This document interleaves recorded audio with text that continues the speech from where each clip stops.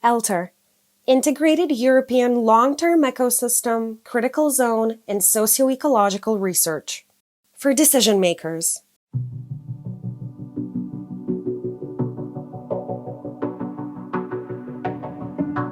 "20 years ago, I started to manage an ecosystem monitoring site in Austria. It's this site we try to integrate as many as possible drivers for the change of these ecosystems and also how the ecosystem responds. It's pretty hard to come up with policy relevant results from this kind of very intensive monitoring unless you combine it with many sites.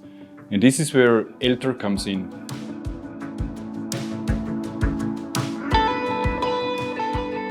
It uses these kind of sites where we follow a so-called whole system approach, where we try to measure as many as possible environmental changes, including the most important ones like biodiversity loss or climate change, air pollution and land use intensification. For a very long time we observe how ecosystems react to these pressures. In order to upscale this to a continental scale to be able to produce the relevant knowledge for policymakers, we bring together many of these sites. We harmonize the data they are creating.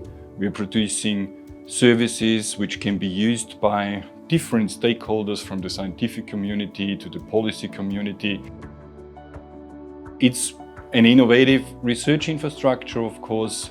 We do cutting-edge science. We even go into human-nature interaction in these systems by broadening the site scale to a more regional scale. We call that LTER research platform, where we include not only the natural science part of ecosystem observation, but also how society responds to the changes going on in the ecosystems and how we can solve the regional environmental issues in this area, scaling this again up to European scale. We are keen to help to come up with results the society needs for solving the pressing environmental problems we are facing.